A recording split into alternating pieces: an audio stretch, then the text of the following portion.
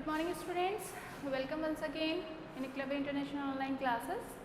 In the previous video lecture we have done some conditions for the refraction. Refraction basically होता क्या है उसके बारे में भी अपन ने बात करी. उसके बाद रिफ्रैक्शन के अंदर आपके कुछ कंडीशंस अपन ने बात करी थी कि रिफ्रैक्शन के अंदर जब आप रेयरर टू डेंसर मीडियम में जा रहे होते हैं या डेंसर टू रेयरर मीडियम में आ रहे होते हैं रे जो होती है तो उसके साथ क्या प्रॉब्लम होती है, किस तरह से वो पाथ डिस्टर्ब हो जाती है या फिर नॉर्मल के टूवर्ड्स मूव करती है या नॉर्मल से दूर हट जाती है. तो ये सब चीज़ें अपन ने पिछले वीडियो के अंदर देख ली थी कि रेयरर से डेंसर में जाने पर क्या होता है और डेंसर से रेयरर में जाने पर क्या होता है. आज अपन लेंगे रिफ्रैक्शन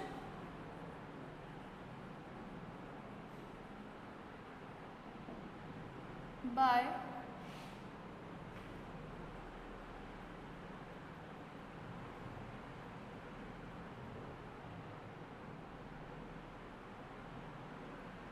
rectangular glass slab.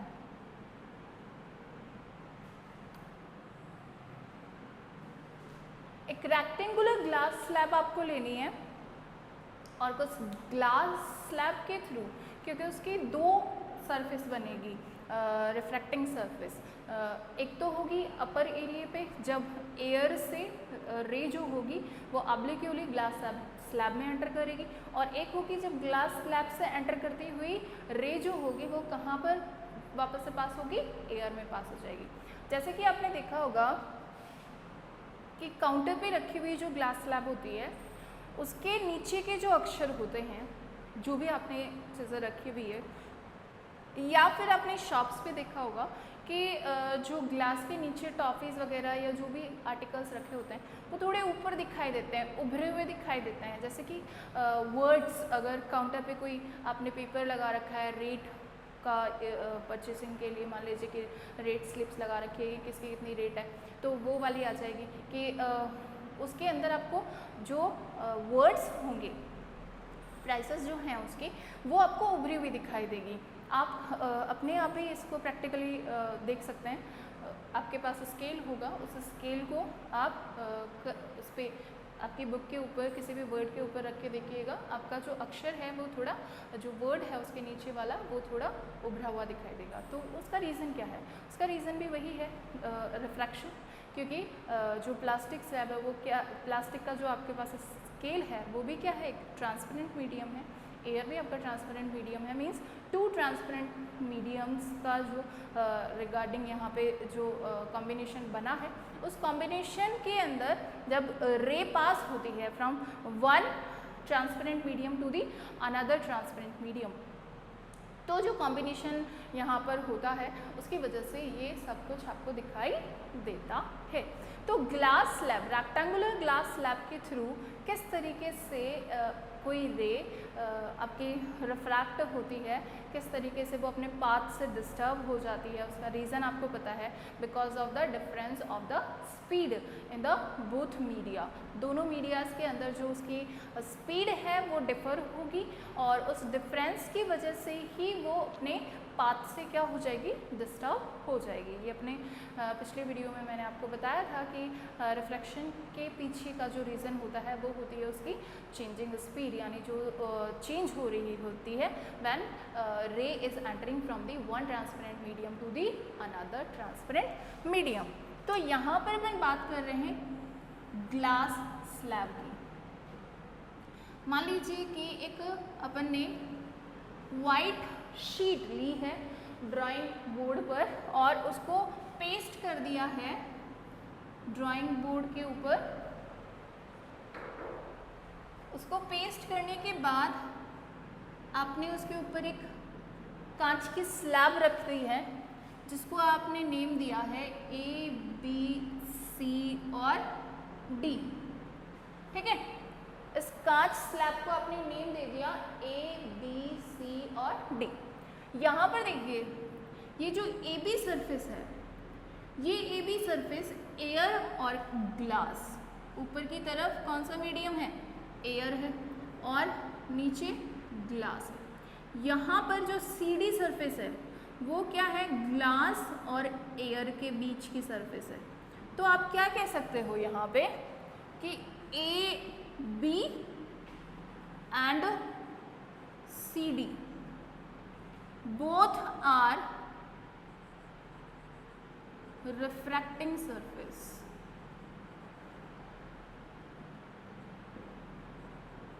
यहां पर होगा रिफ्रैक्शन, ठीक है। इस सरफेस पे भी आपको रिफ्रैक्शन देखने को मिलेगा और इस सरफेस पे भी, because both surface are dividing two transparent mediums. पहले वाले में एयर और ग्लास को क्या कर रही है, दोनों को अलग कर रही है, अपार्ट कर रही है, और दूसरे वाले में ग्लास और एयर को अपार्ट किया जा रहा है, ठीक है। यहाँ पर अगर बात करें तो ये रेयरर मीडियम है और ये डेंसर मीडियम है। यहाँ पर रे जो है वो कहाँ से जा रही है, डेंसर मीडियम से जा रही है। किस में जा रही है, रेयरर मीडियम में जा रही है, ठीक है। तो जब कोई भी रे ऑब्लिक्यूली, मान लीजिए पहले अपन बात करते हैं कि किस तरह से अपन रे को किस तरह से गेन करें। तो मान लीजिए कि अपन ने यहाँ पर 2 पेन्स लगा दी, ऑल पेन्स लगा दी, किस तरफ, ए बी सरफेस की तरफ, और उसको नेमिंग दे दी अपन ने ई और एफ। ये 2 ऑल पेन्स अपन ने किस तरफ, किस सरफेस की तरफ लगाई है, ए बी सरफेस की तरफ लगाई। इनकी इमेज अपने को लेनी है सीडी पर, सीडी के साइड में, ठीक है। यानी आप टेढ़े होके जब उनकी इमेजेस को देखेंगे इसमें, तो आपको जो इनकी इमेजेस नज़र आएंगी वो यहाँ पर इमेजेस नज़र आएंगी, ठीक है। तो यहाँ पर आपको उनकी इमेज नज़र आएंगी। तो इनको अपन नेम दे देते हैं जी और एच। ध्यान रखिएगा बहुत अच्छे से, ताकि आपको जब आप बनाने बैठे तो प्रॉब्लम नहीं हो। अब आपको करना क्या है, इन दोनों ऑल पेन्स को जो कि आपने लगाई थी उनको हटा देना है और इन दोनों पॉइंट्स को मिलाते हुए एक रे डालनी है। किसके ऊपर, ए बी सरफेस के ऊपर, पहली वाली रिफ्रैक्टिंग सरफेस पे, ए बी सरफेस पे। और वो जो रे आके मिलेगी उसको पॉइंट देना है आपको ओ पॉइंट। क्या नाम देना है उसको, ओ पॉइंट नाम देना है। फिर आपको इन दोनों को मिलाते हुए भी एक रे खींचनी है, जी और एच को मिलाते हुए भी, और उस रे को भी आपको कहाँ तक बढ़ाना है, सीडी वाली सरफेस तक, सीडी वाली सरफेस, ये सीडी सरफेस पे ले जाके मिला देना है। और इस पॉइंट को नाम देना है आपको ओ डैश। इसको नाम दे दिया ओ, इसको नाम देना है ओ डैश, ठीक है। देखिए क्या किया, सबसे पहले अपन ने एक ड्राइंग बोर्ड शीट ले ली, उसके ऊपर कांच की स्लैब रखी, उस कांच की स्लैब को पेंसिल से आउटलाइन कर दिया और नाम दे दिया ए बी सी और डी। फिर ए बी सरफेस की तरफ 2 ऑल पेन्स आपने लगाई, ई और एफ, उनकी इमेजेस को आपने ले लिया जी और एच की फॉर्म में, और फिर उनको निकालते हुए, उन ऑल पेन्स को निकालते हुए आपने क्या किया, इन पॉइंट्स को मिलाते हुए ए बी सरफेस पे और सी डी सरफेस पे मिला दिया। अब तक क्लियर है। अब आपको क्या करना है, ओ और ओ डैश दोनों को मिलाते हुए भी एक लाइन खींच देनी है। ओ और ओ डैश को मिलाते हुए, ठीक है। और जो ओ पॉइंट है उस ओ पॉइंट पर और ओ डैश जो पॉइंट है उस ओ डैश पॉइंट पर, दोनों पर ही आपको क्या करना है, नॉर्मल खींचना है। इसको नाम देंगे एन डैश और इस नॉर्मल को नाम देंगे एम डैश, ठीक है। अब मैं इस पूरी लाइन को अच्छे से ड्रॉ कर देती हूँ। देखिए मेरे पास स्केल है नहीं, इसलिए वो स्ट्रेट हो भी सकती है और नहीं भी हो। आपके पास स्केल रहेगा तो आप स्ट्रेट ही बनाएंगे इसको।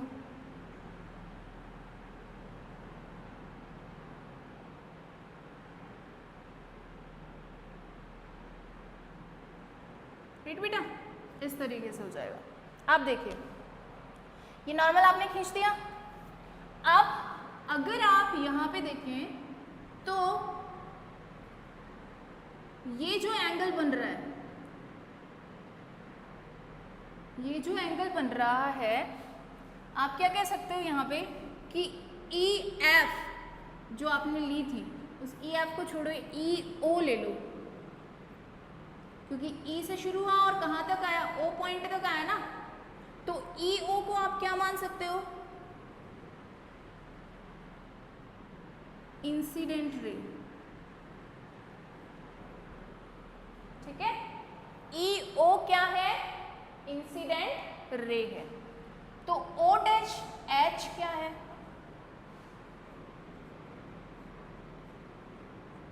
और ओ डैश क्या है, रिफ्रैक्ट हुई ना ये रे वाली, ओ डैश वाली, तो ये है रिफ्रैक्टेड रे। और जो ओ डैश एच है वो बाहर निकल रही है स्लैब से, तो इसको कहा जाता है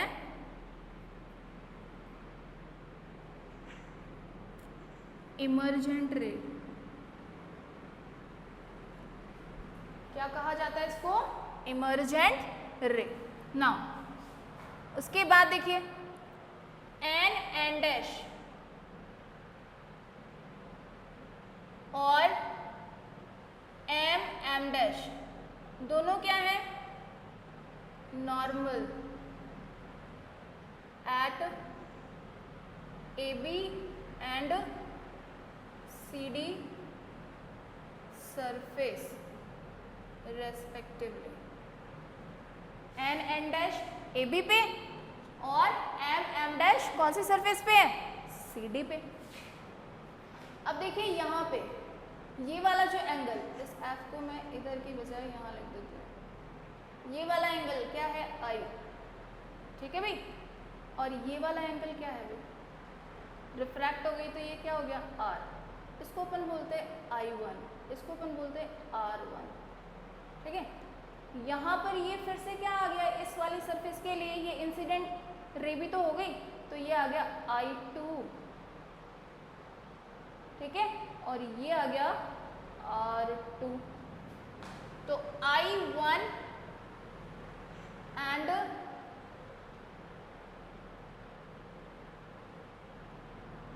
I2 क्या है भाई,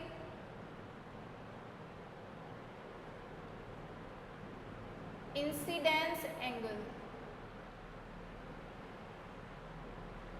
eight AB and CD surface. ठीक है, और R1 एंड R2 क्या है, रिफ्रैक्टेड।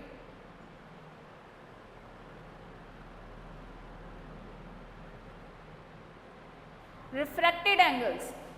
देखो मैंने आपको क्या कहा था, मैंने आपको कहा था कि जब भी कोई रे रेयरर से डेंसर में एंटर करती है तो उसकी स्पीड क्या हो जाती है, स्लो, कम हो जाती है। और जब स्लो होती है तो वो नॉर्मल के टुवर्ड्स आ जाती है, पास आ जाती है। तो यहाँ पर आपको दिख रहा होगा I angle is I1 is greater than R1, दिख रहा है ना। Reason, ray is entering from rarer to denser.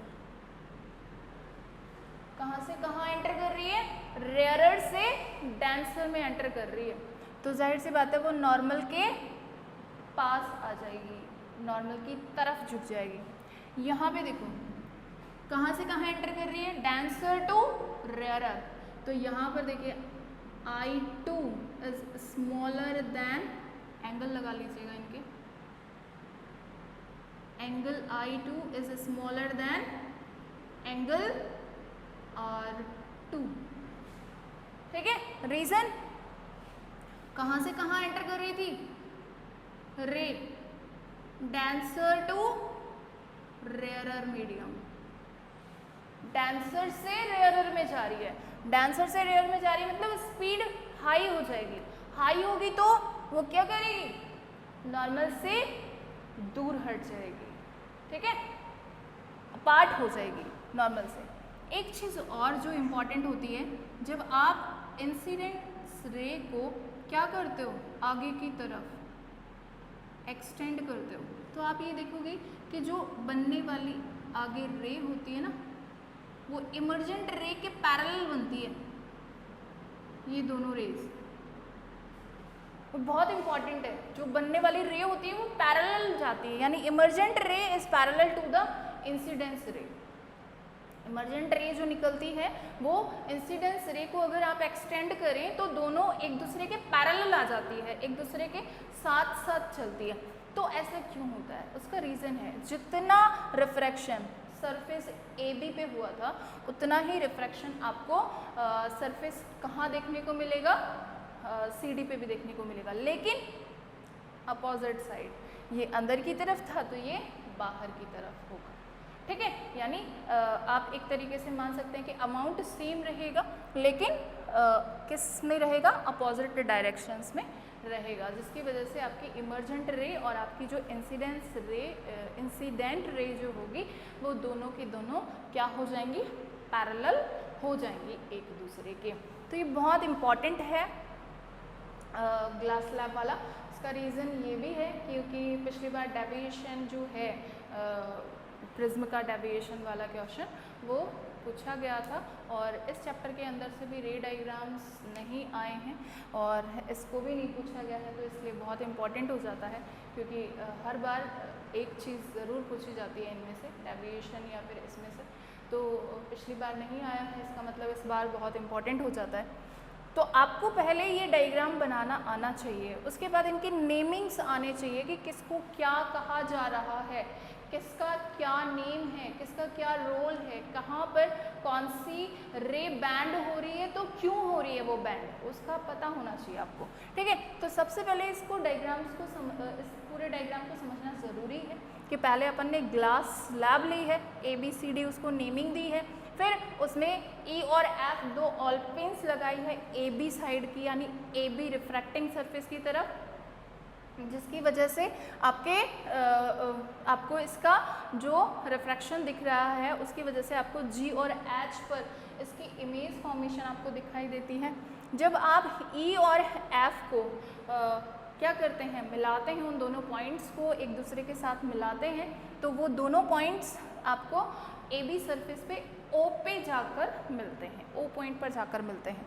फिर जब G और H को आप मिलाते हैं और CD सरफेस तक जब आप लेके जाते हैं तो वो O डैश पॉइंट तक ले जाकर, यानी उस पॉइंट पर O डैश आप नेमिंग देंगे जिस पर वो जाकर मिल रहे हैं। फिर जब आप O और O डैश को आपस में मैच करते हैं तो एक रे बन जाती है। E और O वाली जो रे बनी है जो कि AB सरफेस पे ऑब्लिक्यूली आ रही है वो इंसिडेंट रे है। फिर O डैश वाली जो रिफ्रैक्ट हो रही है तो वो रिफ्रैक्टेड रे है। O डैश पे से आने के बाद जब ग्लास स्लैब के अंदर से रे बाहर निकल रही है तो उस रे को हम कहते हैं इमर्जेंट रे। तो EO is the incident ray, O dash is the refracted रे, O dash H is the emergent रे। उसके बाद आपने क्या किया, नॉर्मल्स डाले हैं O पॉइंट और O डैश पॉइंट पर, नॉर्मल N डैश और M डैश। तो N dash is the normal at the AB surface at the O point and M dash is the normal for the CD surface at the O dash point, ठीक है। तो आप अलग अलग भी लिख सकते हो, कोई ज़रूरी नहीं है कि एक साथ ही लिखें आप इसको।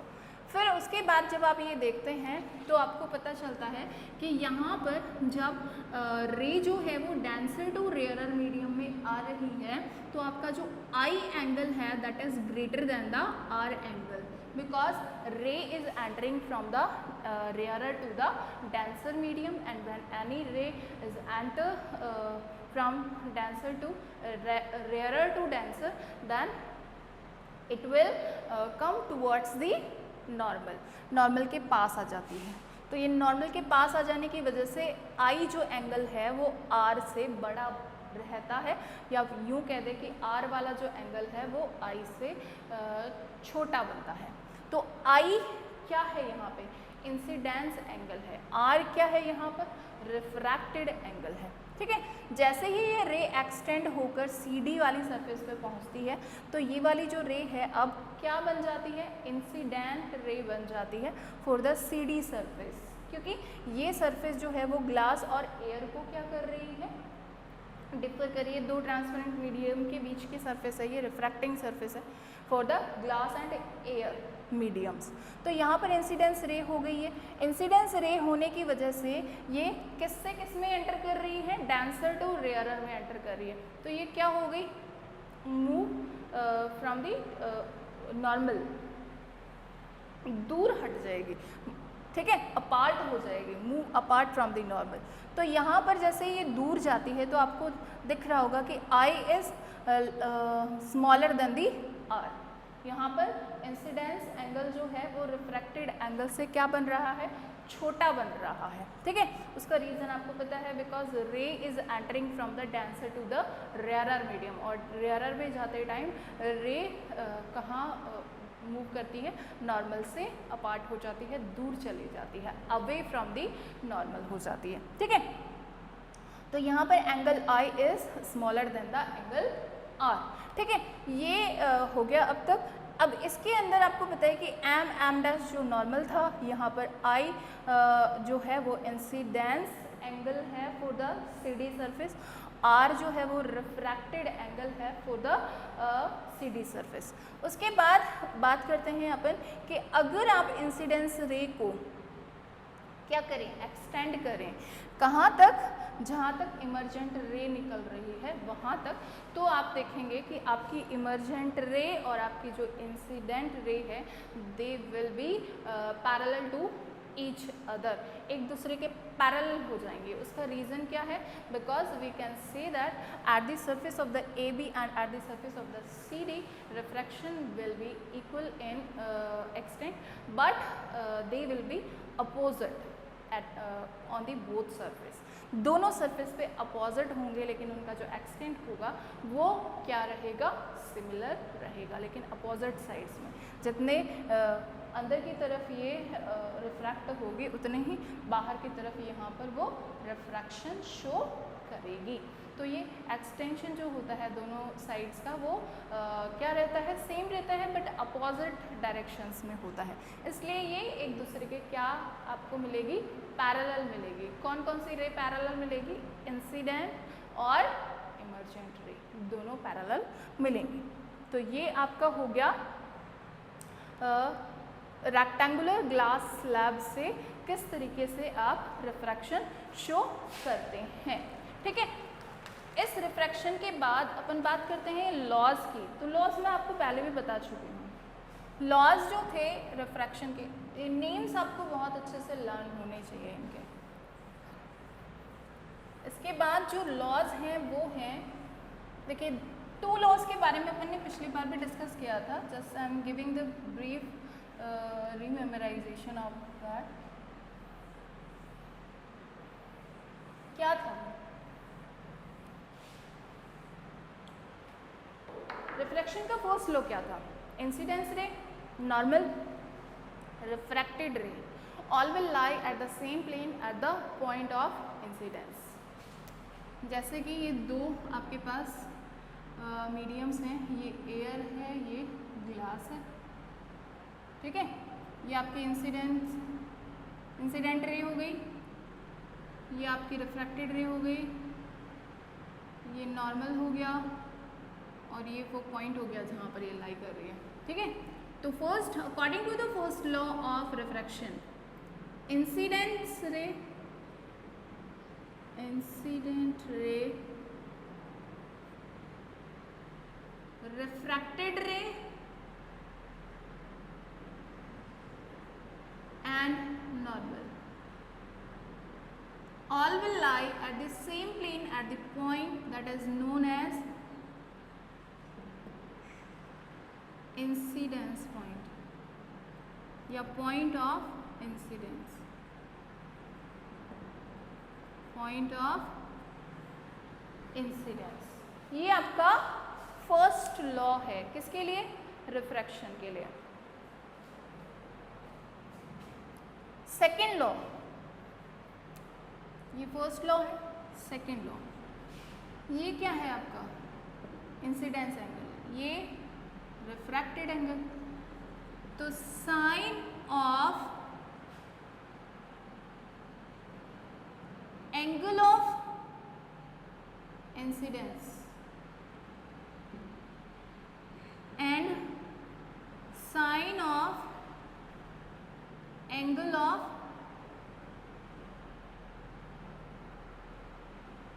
Refraction,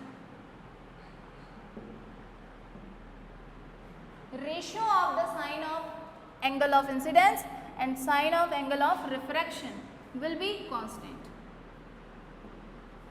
Sin I divided by sin R will be equal to constant. This is the second law and it's also known as Snell's law. इसे क्या कहा जाता है? स्नेल्स लॉ भी कहा जाता है। लीजिए, कंप्लीट है रिफ्रैक्शन के दोनों लॉज। तो आज जो अपन ने किया है वो है refraction by the rectangular glass, ठीक है, ग्लास स्लैब से, रेक्टेंगुलर ग्लास स्लैब से रिफ्रैक्शन को, और साथ में किए हैं रिफ्रैक्शन के लॉ। नेक्स्ट जो पॉइंट है आपका है refractive index, very important point of the 10th chapter because many numericals will arise from the refractive index. Basically होता क्या है refractive index, उसका इंट्रोडक्शन अगर अपन नॉर्मल इंट्रोडक्शन दें तो ये जो अपन कांस्टेंट निकाल रहे हैं ना, ये कांस्टेंट वो ही रिलेशन रिफ्रैक्टिव इंडेक्स कहलाता है। यानी दो मीडियाज के बीच का जो रिलेशन आएगा कि कितना रे जो है वो कितना उसमें बैंड करेगी, कितना एंगल का डिफरेंस आएगा, कितना एंगल चेंज हो जाएगा, वो जो कांस्टेंट वैल्यू आएगी उसको रिफ्रैक्टिव इंडेक्स कहा जाएगा from the second media to the first media. यानी हमेशा रिफ्रैक्टिव इंडेक्स जो लिया जाता है वो हमेशा सेकेंड मीडिया के रिगार्डिंग लिया जाता है, फर्स्ट मीडिया के रिगार्डिंग नहीं लिया जाता, सेकेंड मीडिया के रिगार्डिंग लिया जाता है। जैसे कि अपन जब रिफ्रैक्टिव इंडेक्स देखेंगे तो उसके अंदर ये भी कंसिडर करेंगे कि सबसे ज़्यादा स्पीड, वो तो आपको पहले से भी पता होगा कि सबसे ज़्यादा स्पीड जो होती है किसी भी रे की वो कहाँ होती है? वैक्यूम में, स्पेस में, जहाँ पर बिल्कुल एयर वगैरह कुछ भी नहीं होती, वहाँ पर सबसे ज़्यादा स्पीड होती है। कितनी होती है वो भी आपको पता होगा, 3 × 10⁸ मीटर पर सेकेंड। उसके बाद कुछ भी मीडियम ले लीजिए, air, water, glass, kerosene, petrol, whatever, जो भी आप लेंगे उसके अंदर हमेशा आपको स्पीड क्या मिलेगी? कम ही मिलेगी। एयर के अंदर और वैक्यूम के अंदर जो डिफरेंस आता है वो थोड़ा माइनर सा डिफरेंस होता है, इसलिए कई बार एयर के अंदर भी स्पीड अपन वही मान लेते हैं जो कि वैक्यूम में होती है, 3 × 10⁸ मीटर पर सेकेंड, वही कंसिडर कर लेते हैं। लेकिन जब भी कोई भी रे इन मीडियम से किसी दूसरे मीडियम में एंटर करती है, जैसे कि एयर से वाटर में एंटर कर रही है, वैक्यूम से वाटर में एंटर कर रही है, तो उस रिफ्रैक्टिव इंडेक्स को किसका रिफ्रैक्टिव इंडेक्स कहा जाएगा? वाटर का, ठीक है, क्योंकि सेकेंड मीडिया क्या है? वाटर, ठीक है। और इसको म्यू से अपन क्या करते हैं? इंटीमेट करते हैं, शो करते हैं। Mu is the symbolic representation for the refractive index. तो म्यू डब्ल्यू अगर लिखा हुआ है इसका मतलब क्या है? इस तरीके से अगर लिखा हुआ है म्यू डब्ल्यू, इसका मतलब क्या है? इसका मतलब है कि जो रे है वो जब किस में से किस में एंटर कर रही है? आपके वैक्यूम में से या फिर एयर में से किस में एंटर कर रही है? वाटर में एंटर कर रही है।